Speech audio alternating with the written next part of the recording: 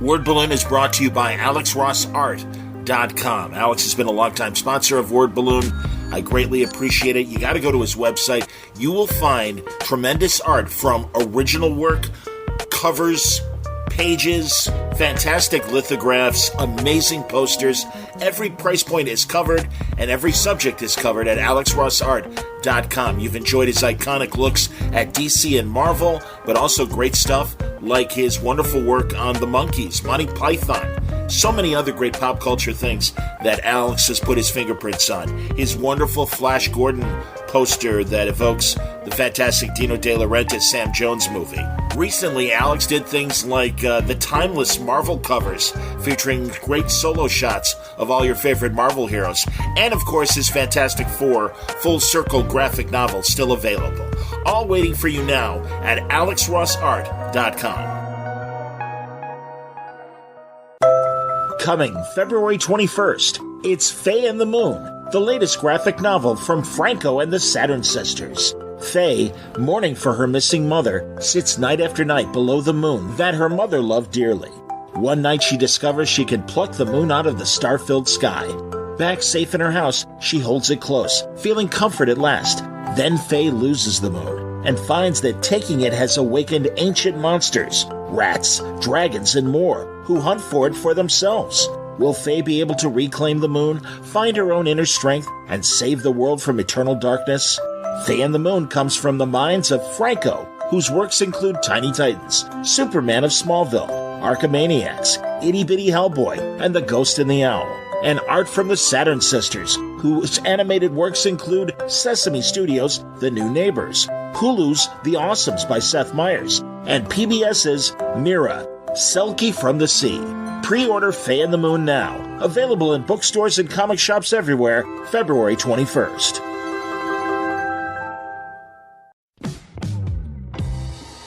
Hi, everybody. Welcome to Word Balloon, the comic book conversation show.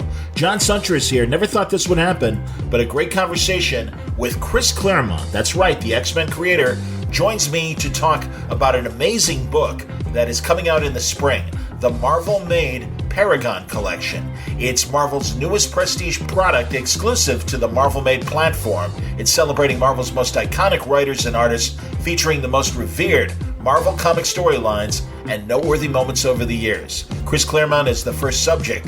Now through December 4th, the Marvel-made Paragon Collection Chris Claremont Premier Bundle will be available for a pre-order and only produced if they get 1,200 pre-orders or more. The collection features the Dark Phoenix Saga, Days of Future Past, the Wolverine mini-series illustrated by Frank Miller, Uncanny X-Men 268 with Captain America, Wolverine, and Black Widow, X-Men #1, and also a whole bunch of really amazing artworks from Joe Quesada, Phil Noto, Philip Tan, Salvador LaRocca, Marcos Martin, Art Adams, plus a preview story of Days of Future Past drawn by Salvador LaRocca, among other amazing features in this bundle. We're going to talk to Chris. It's his 70th birthday, by the way, this week. Happy birthday, Chris. Really fun conversation. Chris really just goes on about just various things about the X-Men, talks a bit about the movies as well, and it's great getting inside the mind of this incredible creator. Chris Claremont, talking X-Men on today's Word Balloon. Word Balloon is brought to you by the League of Word Balloon listeners via Patreon, my crowdfunding friends that help me out every month and keep the lights on here at wordballoon.com. I greatly appreciate it. If you'd like to be a member of the League, you can join for as little as $1 a month, and I will be sending you a domino mask and cape via email for your trouble. I thank you very much for the great support that you send me every month, and it really is helping in these crazy times. So thank you greatly for everything you do for me, League of Word Balloon listeners. Chris Claremont, welcome to Word Balloon. It's a pleasure to talk to you, man. I've been doing this for a while, and it's great to get the opportunity to talk to one of the Marvel legends, truly. I have to say, every time I hear that word, I am flabbergasted. Your body of work speaks for yourself, sir, and that's why they've made this Marvel-made Paragon Collection, a brand new prestige product that is celebrating some of your best stuff. I mean, again, the amount of work you've done is too big for just one volume.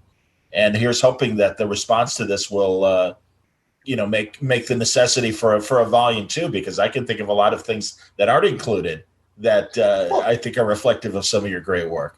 Oh, me too. But on the flip side of the coin, I'd much rather be creating more potentially great work at the same time. So there could be a volume 3 and 4 and 5. Well, and in addition to that, you've got a new prequel story to Days of Future Past that you've done with Salvador Larroca. So I read it. They were kind enough. Marvel was kind enough to send it to me. Mm-hmm. Great stuff, man. And again, Larroca's one of those great classic artists to get together with and everything and do this.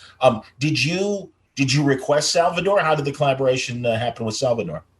Well, these days I almost always request Salvador when I'm doing something, because we bonded at the turn of the century on from my perspective, very brief run on the Fantastic Four. And then we hit the ground running in the aughts with Extreme. Oddly enough, one of which I'm looking at right now for a bit of reference. But no, I mean, one of the unexpected hallmarks of my career is the extraordinary quality of the artists it's been my privilege to work with. I mean, it's amazing. And perhaps not quite the quality of Steve Ditko or, of Stan's, Jack and Steve, but pretty damn close from my perspective. And Agreed. It's just marvelous, if not uncanny. And Salvador is one that has sort of become my from the office's perspective, their go-to guy to team up with me. I mean, we've done a couple of short 10-page features over the last couple of years. Indeed, one's about to come out in this black and white and bloody red Wolverine anthology. So they said, would you like to do a Wolverine story with Salva? And I said, oh, yeah. And so for Wolverine, I came up with a 10-page story set between panels, I think 4 and 5 of the next to the last page of the Kitty Wolverine maxi series, 6-part series. And it's, from my perspective of Logan, it's ideal because it's all about making ramen. That's fantastic, man. Well, my view of Logan is anybody can do a hacking, a slashing story with him. And part of the go-to conversation that Frank Miller and I had on our way back from San Diego when I was pitching it to him was Frank saying, he finds Wolverine boring because all he knew of him is hacking and slashing, and it wasn't his style. And I said, well, it's not my style either. And it turned out we both were serious aficionados of Japanese history and culture, and it all bonded together in the miniseries. And this, in a sense, the 10-page story reaches back from that, and you learn a secret from Logan's past that ties into the fact that he's a lot older than everybody thinks and a lot more bonded to Japan than everybody realized. And there's a surprise in there. And in a way, the 20-pager that Salva and I did for this is in that same style as we discover how Rachel got from being a hound to being a prisoner, and then being the catalyst, the critical member of the team that creates the Days of Future Past scenario. I mean, without her, there's no way Kitty can go back to the present. Well, what was the present for us then? I mean, sorry, I'm branching off as usual. The interesting paradox between the comic story and the film is that the comic story was written in 1980, 79 or 80, where everybody's looking ahead. So the end of the story is, I think, Aurora or Scott saying to Charlie, how do we know we've saved the day? And Charlie's response is, we won't know till we get there. And by then it'll be too late. So we have to start working now.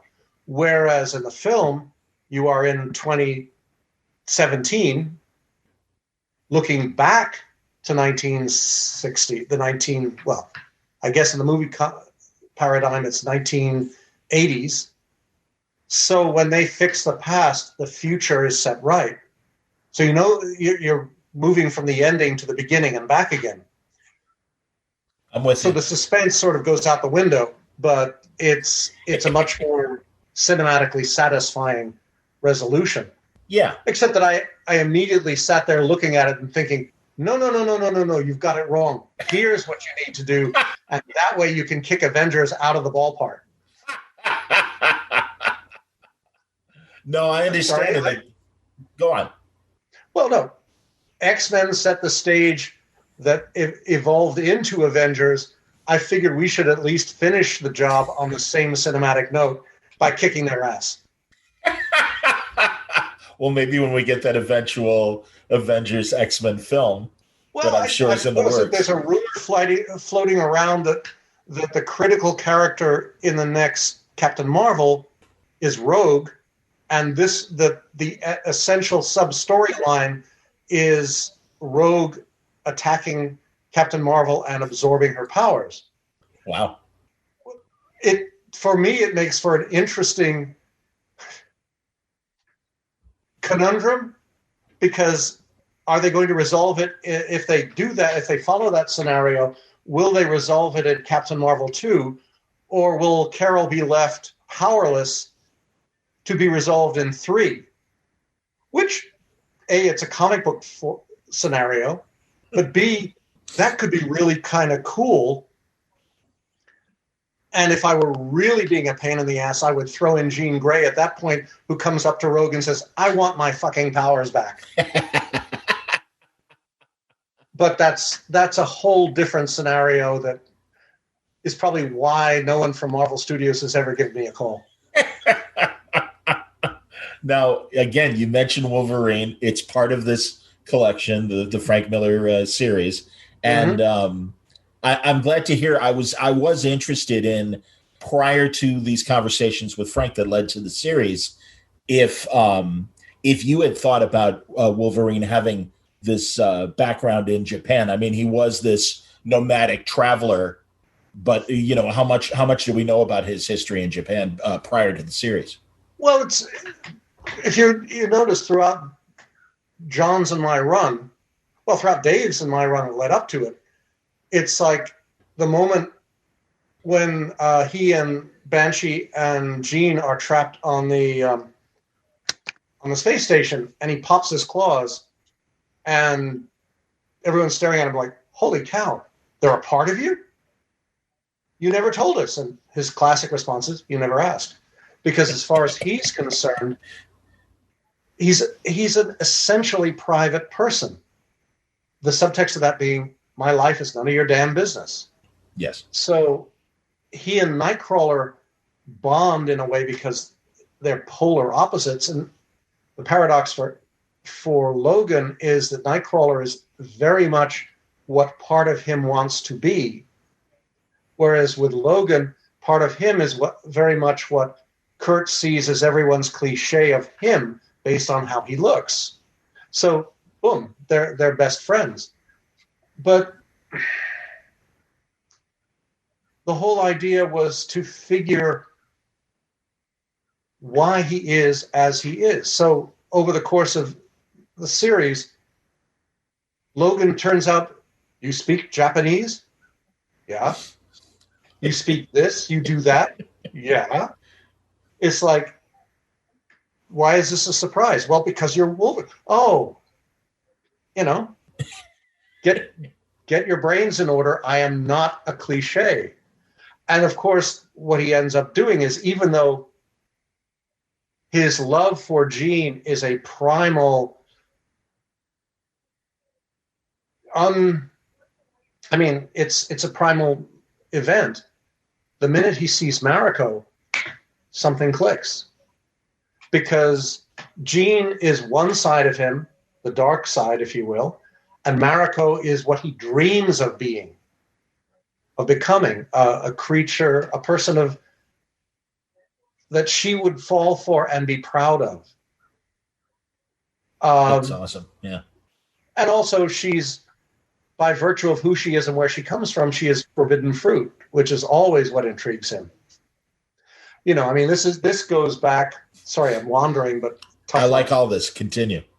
This goes back to my vision of his origin, which Marvel felt was as inappropriate as Magneto becoming permanent headmaster of Xavier's school, which is a whole different 3-hour discussion. But the whole thing with her is she's the dream that he is constantly walking towards, whereas Jean is his soul. But what happened, where he comes from in my vision of him, is Sabretooth is his father. This brother thing from the movies is like, doesn't quite fly for me. If for no other reason than Hugh Jackman looks older than Liev Schreiber. And the fact that would make them both Jewish is a very interesting part of the paradigm, but we won't go into that. I'm hip. Yeah. But no, and so there's another character who runs the Princess Bar in Madripoor, Seraph, who is very short. Why? Because she's a fallen angel. She came down to Earth on a job for higher authority, and Sabretooth took one look at her and said, never had one of those before. Let's see what happens. So they had their moment of whoop-de-doo and fell in love and walked away, and he left her with a souvenir. So 9 months later, Logan came along, and Seraph got notification from higher authority that, okay, we understand, but we are, after all, the forgiving end of the equation. So pass off the kid to someone else and come on home. And she said, no, this is my child. I'm going to raise him. And they said, that's a no-no. If you do that, you'll have to stay. And she said, okay. So wham, she stays on Earth. So in my vision, she's his mom. And that's why Sabretooth every year on Logan's birthday kills him. Because Sabretooth is really pissed off. Sure. You're my son. Why are you following your mother's footsteps and not me? I mean, yes, I'm going to kill you. Not that it means anything because you're going to get better. But I want you to kill me to prove that you are my son and you are the right, quote unquote, heir to my epitaph, whatever that is. Yeah. And yeah, it's easy because I'll get better too. This isn't about killing. It's about making the decision. And Logan, of course, being adolescent and a pain in the ass, says, screw you. I'm not going to do it. I will not do that. We will fight happily. I'll kick your ass happily, but I'm not going to take that last fatal step, this irreparable step. And so, no, I mean, again, this goes back to my vision of the Pantheon, which is substantially different from Marvel and definitely different from what's happened since. But for me, the core of all this comes back to the point that are Jean and Scott true lovers? You betcha. There's a problem. What's that? Jean is Phoenix. Yeah. Phoenix is immortal. Yeah. So give Scott the benefit of the doubt and all the technology at Starfleet's command, maybe 150 years, maybe a little longer. But at some point, he will come to an end. Logan loves Mariko. Same rule. Give her 100, 150 years, it will come to an end. Wait long enough, all of their conceivable descendants will be gone. But Logan and Jean will continue to the last moment of the last day of creation, when they come back together again and the lights go out and everything is silent. And then, because it's my fantasy, I say 7 seconds because you want the James Bond theme in this somewhere. Boom. They start, they get together, they have shenanigans, and 7 seconds later, creation is reborn. Interesting. That's the cycle. Yeah. It's an ongoing, if you pardon the expression, infinite process. Understood. So it's all Jean is the passion, Logan is the trigger. And that's the way it is. Which made perfect sense to me. Higher authority disagreed. But on the other hand, this is my private fantasy of the X world. And it informs your subtext, which is great, I assume. Yeah. I mean, it's always in your head when you're writing these characters. It's everything. It's growth and rebirth. It's always been about that. That's what was fun about working with Salva on this 20-pager, because I could take the original story, answer a couple of questions, but also give it a wider context, because we're looking at it in the 2 issues. Can you imagine Days of Future Past? 38 pages and you're out. I was reading. That was so 1980s. That's great, though, man. Honestly, I appreciate the fact that you came in, you told your story, and you got out. That was great. But that was Stan's rule. Every issue, because the distribution was so pathetic, and we couldn't guarantee every month on the newsstand, Stan's rule was 1-issue stories. They're continued. The characters will evolve. Stories might evolve, but each issue is a one-part story. You buy it, you spend your 15 cents, get your issue, you have fun, you come back to see what happens next. If it's really good, you can do 2, a 2-parter. If it is beyond comprehension, i.e. the coming of Galactus, you can go to 3. But the last 5 pages has to set up what happens next. In that case, Johnny Storm leaves for college. We meet Wyatt Wingfoot. Absolutely, man. It's like, no, but that's the whole. I'm with you. The whole idea is you get on, you say your piece, you get off. The thought of spending 6 months, 8 issues, 40 stories is, as a once in a decade, once in a century giggle, maybe. But the problem then, for me anyway, as a reader, the thing that I find nerve-wracking is what happens if you slip with an issue? What happens if somewhere along the line one of the issues doesn't fly? How do you deal with it? What happens if one of the series, if the creators are not as deadline adherent as others and things go out of sync? You can't. If you do it in 2 parts, you can swing for the bleachers. If you do it in 40 parts, everybody gets cautious. And then what do you do if you come in the middle? Yeah, we can go back and find the old issues, but to me, there are too many risks. And this is me being a 20th century writer as opposed to a 21st century writer, because they may find, no, I'm better at this. I know how I can pull all this together. It's just I'm not as committed, I guess, committedly adherent to finding out what happens next. I want the story, but I want it quickly because I want to see what happens next in terms of the evolution of their lives, not the chapters of this giant pantheon. I mean, people ask me, what what is my favorite story? And I said, well, 94 to 279, page 11. Because it's all one story, but it's cut into a lot of different different pieces that flow.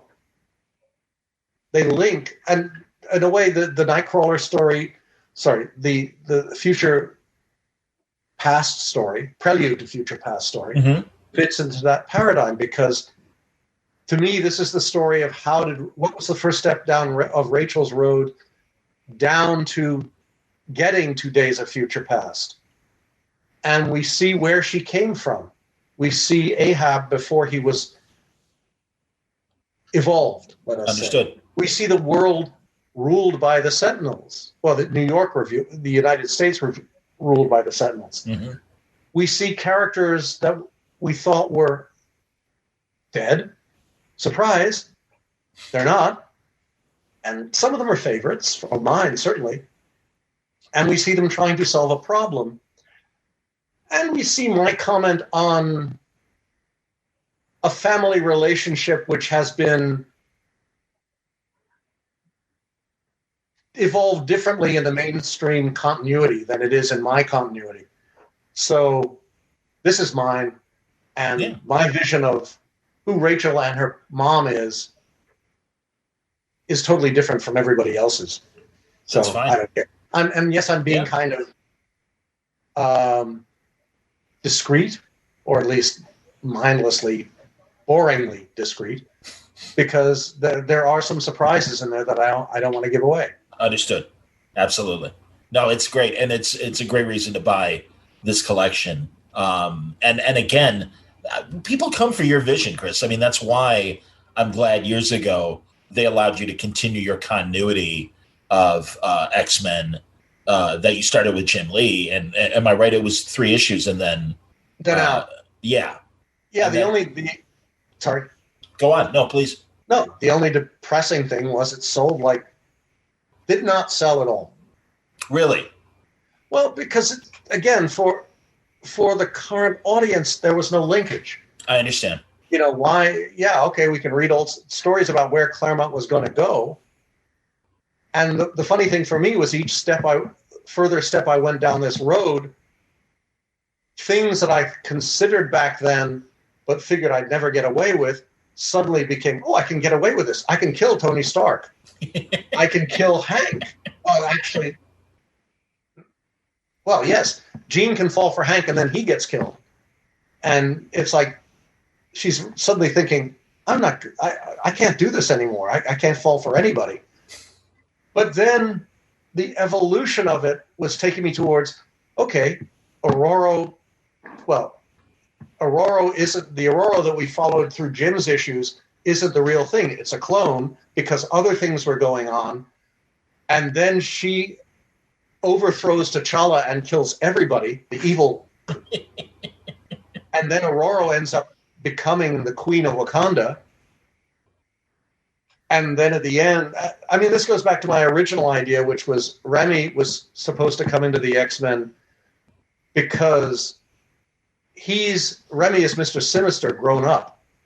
Okay. This is back in my original concept where Sinister is this 10-year-old kid. Why? Because he has a 1,000 year plus lifespan, but he ages proportionately. So yeah, technically he's 170 years old, but he looks like a 10-year-old kid. And there's no way in hell you're going to get the Marauders to take orders from a kid. So he builds Sinister. But that's why Sinister looks the way he does. He's a villain designed by a 10-year-old kid. You know, I'm Nathaniel Essex from the 19th century, and I look like a dingbat. It's like, no. Do none of you have a sense of humor? This is comic books for crying out loud.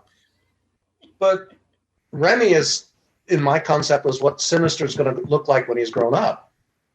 So he's sent in to infiltrate the X-Men and to seduce them and destroy them from within.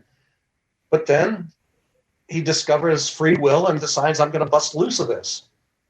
But his target is Kitty, not Rogue. Very So interesting. Yeah. that was going to lead to a whole different evolution of stories. I mean, the thing that popped out of nowhere when I was writing this, that I was sort of in my notes from back in the day, was switching Nightcrawler and Rogue's powers, since they're both the children of Mystique. And then when I took one look at the design for Rogue looking like Nightcrawler, I thought, why the hell didn't I do this 40 years ago? She looks great. But then you've got Nightcrawler, who is the most physical and honorable of the team, suddenly trapped inside Rogue's power where he can't touch anyone. I thought, wow, he's totally screwed up. Yeah, that's accurate. So the next arc would have been Nightcrawler trying to deal with what's happened to him. And am I now truly cursed? Has God turned his back from me? And then Kitty and Gambit trying to figure out what to do in Wakanda, with lots of surprises that would probably get me run out of town on a rail more from every different side of the reader community. I don't know, man. The book got canceled. Well, I understand, and I'm sorry that happened, because I Me do too. think well, yeah, of course, and it's a shame, because yeah, you're I'm stating the obvious. I mean, you were the Xmen writer. I mean, we were following you during all these great runs that are in the book. And I want to talk about some of the characters, like Phoenix. I mean, did you feel that while you were setting up the Dark Phoenix saga, did you feel that she was neglected in the same way that I feel in the Fantastic Four, the Invisible Woman was, where it's like, yeah, especially guy kids were like, yeah, Sue, whatever, invisible, that's great. And then it's like, no. If in the right hands, this is the most powerful member of the FF. Mm-hmm. And certainly in the case of Jean Grey, Marvel Girl, it's like, okay. And it's like, no, all of a sudden, man, like, you really proved how dangerous she could be. I love that romantic scene during the Dark Phoenix saga when she and Scott are involved, and she's like, take off the visor. And he's like, are you nuts? No. And then all of a sudden he realized, my God, she is holding back what I need technology to do just with her mind. And it's like, mm-hmm. This is scary. Well, I think part of it is, and you kind of alluded to it parenthetically, Sue is not the Invisible Woman. She was the Invisible Girl. Yep. Jean was Marvel Girl. Yep. Everybody was a girl. Yeah.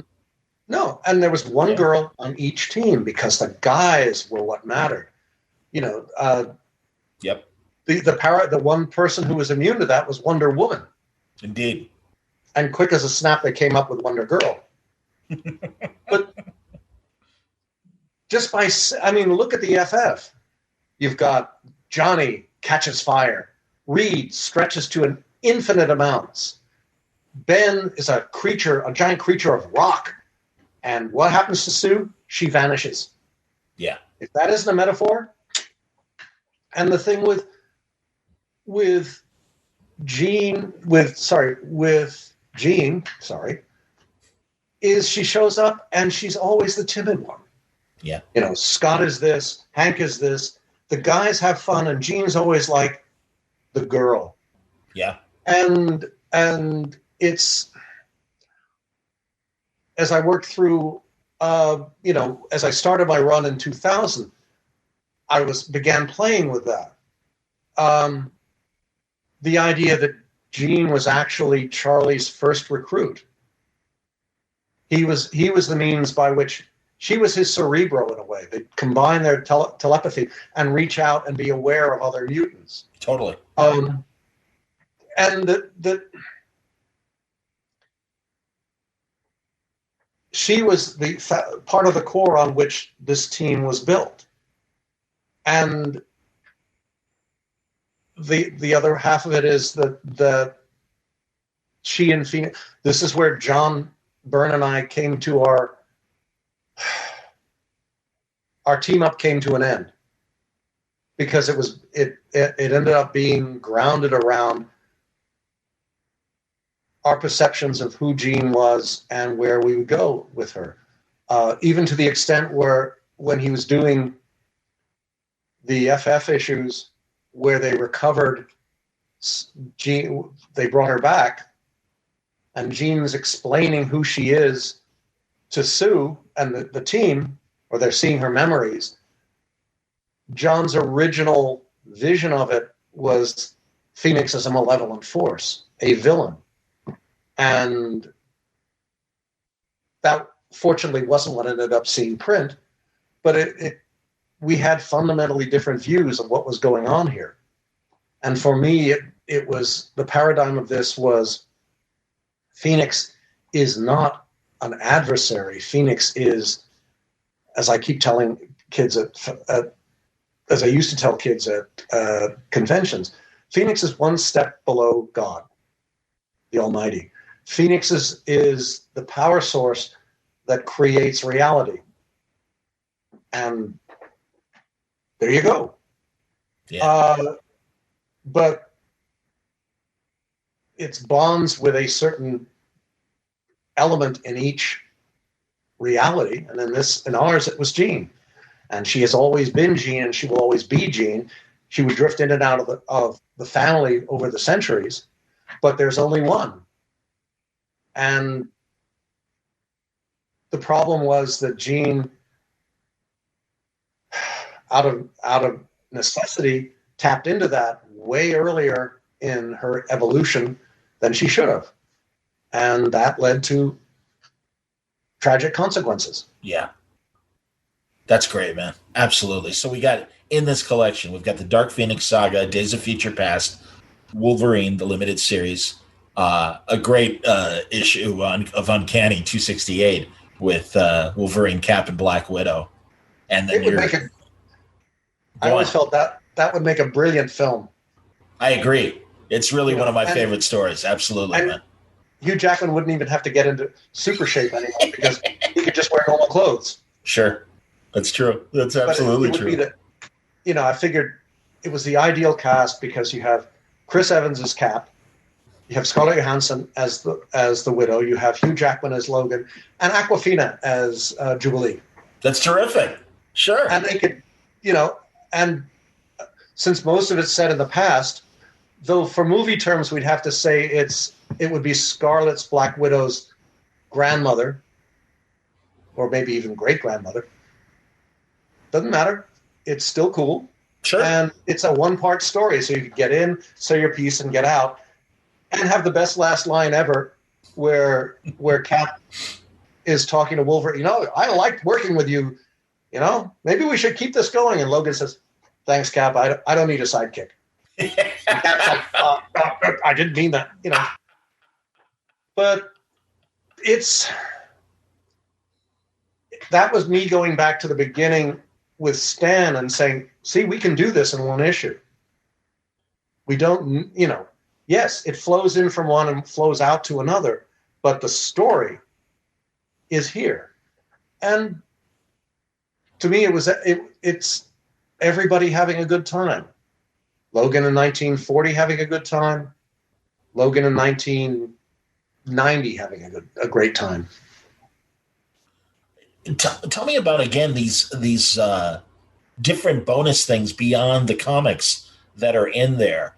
It says that you've got a hard. Let me see here. Includes one of 4 handwritten iconic quotes from his X-Men stories. So are you signing these and then also including like one of quote from one of your stories? Well, I not only signed them, I hand lettered them.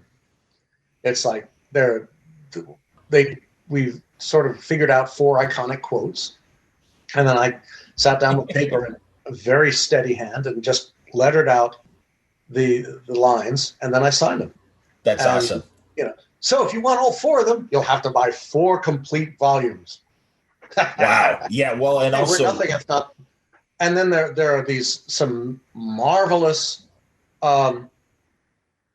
pieces of art. Yes, I have to say, Joe Quesada's was like, holy cow, that's gorgeous. Because that's Wolverine and the Demon Bear. Yep. I guess in his sense coming to rescue Danny. But and then some other elements that I didn't even know about. So hell, I want one of these books. I've got the list of all the different lithos that are included. You said Joe Quesada. You got Phil Noto with a Dark Phoenix Saga homage, an Inferno homage from Philip Tan, an Xmen Claremont collage litho from Salvador, Storm and Callisto battle from Marcos Martin. Art Adams does an Asgardian Wars homage, and Olivier Coipel, an exclusive Wolverine #6 Days of Future Past themed variant comic book cover. That was really, well, it's Olivier. What do you expect? It's Samba. What do you expect? I mean, it's just, the problem is when I see things like that with artists like that, my first reaction automatically is, hey, we could do a story. Oh, sure. But that's it. I mean, it's all about, again, I look at the 20-pager and I think,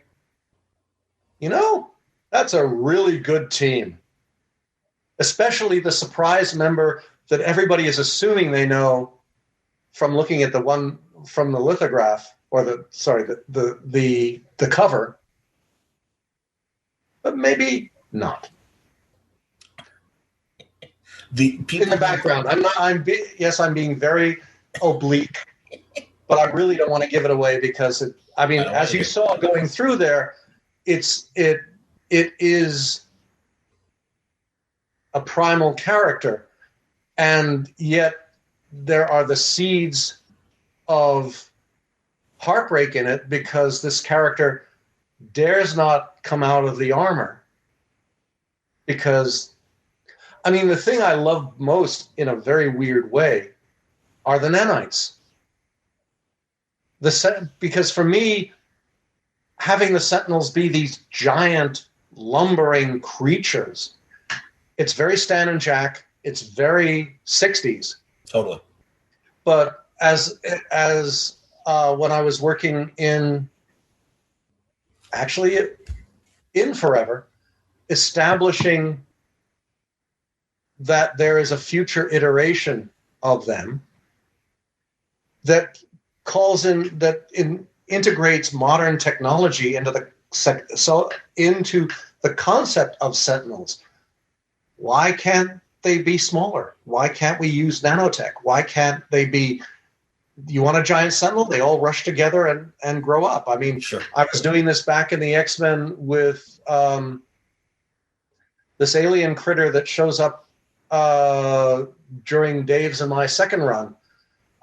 Before this is where we head towards the evolution of Carol Danvers into binary, and the X-Men having a fatal interaction with the Brood Queen.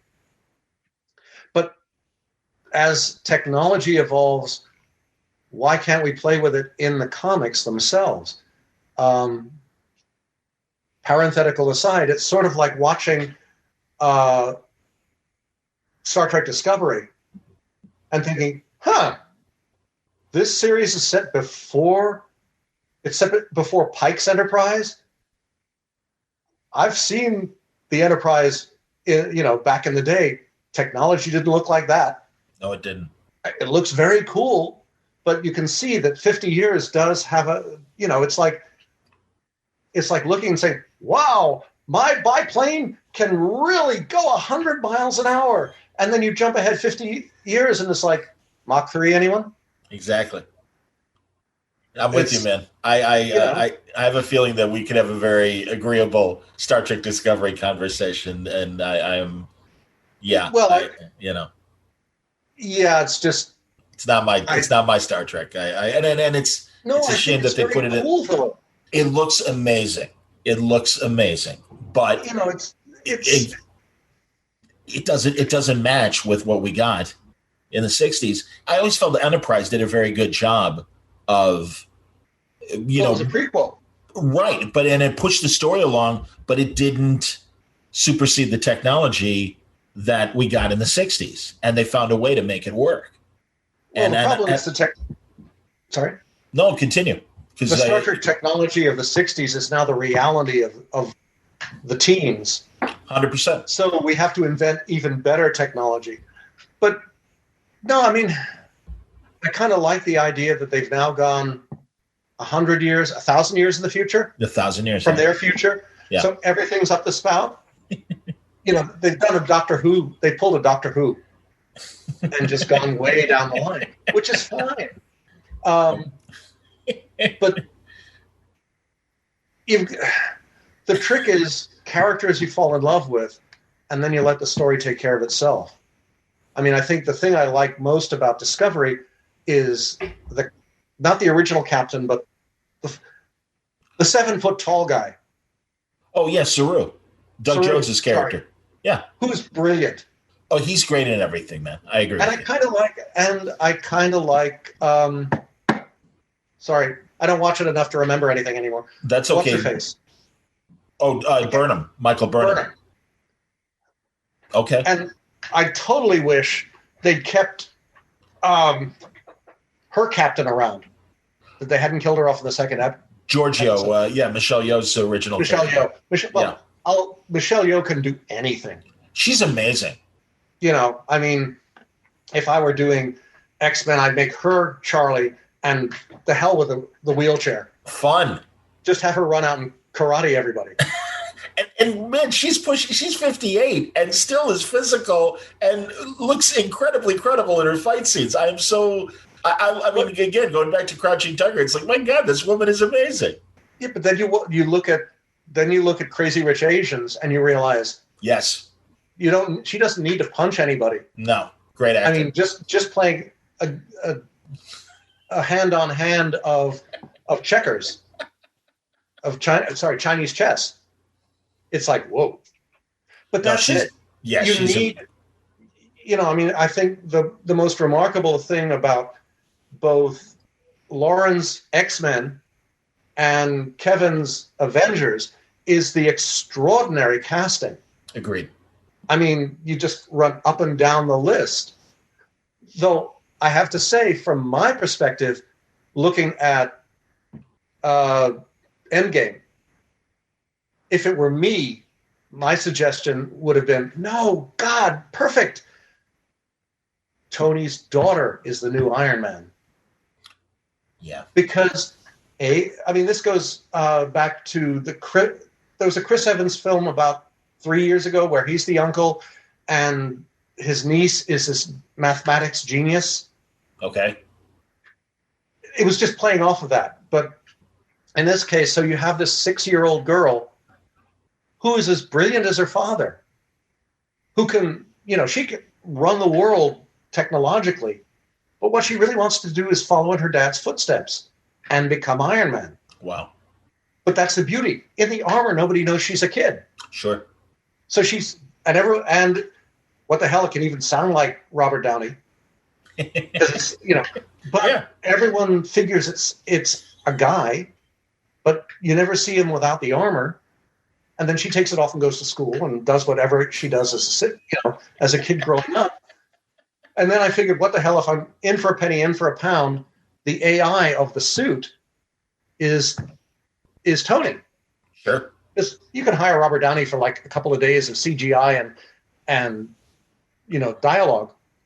But the punchline, the ultimate punchline is it's not an AI. Tony put himself into the machine, he split himself. Sure.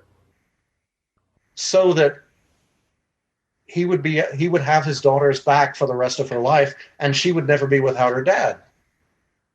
That sounds great. And, well, it's just me being, if I'm going to do melodrama, I'm going to do melodrama. But again, you stitch all the pieces together. You find a way. It's like going back. I'm sorry, I'm babbling way out off the line. But my ending for Days of Future Past, the movie, would have been, Logan comes over and says, Gene, and Famke looks at him, Scott, ha ha ha. And so you think status quo, and then have Gene say, and this is our daughter Rachel, and out steps Sophie Turner, and it's like, huh. And then you go through the credits, and then you have the after credit, holy cow, which is Gene waking up in the middle of the night, worst nightmare. Phoenix effects are swirling all around her. And it's like, what the fuck? And leads her down the hall, and she sees Rachel in bed having a nightmare. And the nightmare culminates with the Phoenix just embracing her to protect her. So then you move ahead to Apocalypse, set in the present day, and you do the whole thing. And at the end, the punchline is he's not here to capture Charlie. Because in my fantasy, physical Charlie is Patrick Stewart. Psychological Charlie is Ian McAvoy. Sure. So you get the best of both worlds. Sure. So you have him trying to protect the students, and Apocalypse crushes him. So that sets up the Charlie of Logan. But what it comes down to is he wants Jean. So Jean ends up about to be absorbed, and Rachel comes to the rescue. But in the process of manifesting the Phoenix and doing all that, Energy Bolt rips out of her, zooms across the galaxy, and we end Phoenix Part 1 with the whole Shi'ar. She eats the planet, destroys the starship. Delandra wakes up and it's like, holy shit. And then the second film is Dark Phoenix. And you could tie it in, once again, to Logan, the Westchester incident, where 12 X-Men died, but which 12? Sure. And, but to me, it's like finding a way to stitch all this together. And if you're going to do it in films, do in films what you do in comics, which is keep the audience on the edge of their seat. For me, the 20-pager in the omnibus works best if you get to the end and the reader's reaction is, what happens next? Where's the next issue? Well, because that, for comics, is the point. Absolutely. We're a tease. We're a perpetual, unending tease. Yep. We want you to come back next issue. Sorry about that. Not a problem, Hopefully buddy. Beth will get it. It's all good. Oh, it's a robocall. But it's like Gunsmoke. 20 years watching Mr. Dillon mature. But the audience is there. Yes. James Bond, from Connery to McAvoy. Not McAvoy, sorry. To Daniel Craig. And the way the world's going now, Daniel Craig's last movie may be the last movie, but from the trailers, it looks great. I agree with you. Absolutely. But that's what it's supposed to be. Indeed. That's what we're supposed to be. It's not, to me, it's never teasing the audience with, well, go to this issue to find out what happens next. No, it's come back to us. Make the characters so irresistible to the audience. It's a love affair. And on one level, for me, going to conventions back in the day and having people come up and tell me how much the death of Phoenix means to them, how much the Wolverine series means to them. And many of them were in tears. You killed Jean. You took this person out of my life. And part of me is going, oh shit, I'm really, really sorry. And the other part of me is going, yes. Yeah. Because that's what it's all about. Keeping the readers on the edge of their seat and queuing up at the door of the comic shop next month to see what happens next. If you're right, man. That's the trick. No, 100%, man. I get it. Fun. Well, yeah, make it fun, but also, like you said, no, give us the anticipation of, I got to read next month. I got to come back next month and see what happens next. 100%. Well, these are great stories, man, and I'm really excited to see your notes on the arts. Honestly, that's great. I a lot of us are process junkies as well as comic readers, and it's going to be a lot of fun. As much as we can get inside your head in terms of what you were thinking as you were writing and plotting this stuff with your collaborators and stuff. I think it's very exciting to see those notes. That's what I love about the collaborator. Well, and I can appreciate that, but I also think this is what I loved about the artist editions that IDW was putting out, and then we get to see the notes and stuff like that. That's great, man. People will go to marvelmade.net to order the book, and they're only 2/3 of the way there. It's got to hit at least 1,200. Oh, geez. Come on, readers. Exactly, man. Fair. And they got to do it by December 4th. So clock is running, kids. Got to pick this thing up, man. The Marvel Made Paragon collection, and again featuring the incredible stories of Chris Claremont. This was a pleasure, Chris. Honestly, I really appreciate your time, and would love to talk to you again at a future date. The pleasure is mine. Well, you're the very problem kind. is, I keep talking and talking and talking. Too many words. Sorry. No, man, I'm the straight man. People come for the funny. I'm Abbott in this equation. You're Lou Costello. We need we came for the jokes. So this is great. And truly, no, man. Hey, I'm here every week. It's special when people like you come on and we get to see what's rattling inside your head. So seriously, it's really been fun. It's very fun. It's my pleasure, absolutely, man. And then again, you're welcome to come back. I hope you'll come back for a future Word Balloon. But we'll direct people to thank you. And marvelmade.net, everybody, to order this incredible Marvel Made Paragon collection of Chris Claremont's work. Lots of great stuff. These lithos from these incredible artists, and a prequel story to Days of Future Past with Salvador LaRocca. Also worth the price of admission. And some of the most unexpected characters of all. Sounds good. Absolutely. Chris, thank you very much for your time today, and have a good Thanksgiving. Have a nice holiday. This year, please God. That's Chris Claremont. Don't forget the Marvel Made Paragon collection of Chris Claremont is available for pre-order through December 4th. You want to go to marvelmade.net to get all the information and get your copy while they last.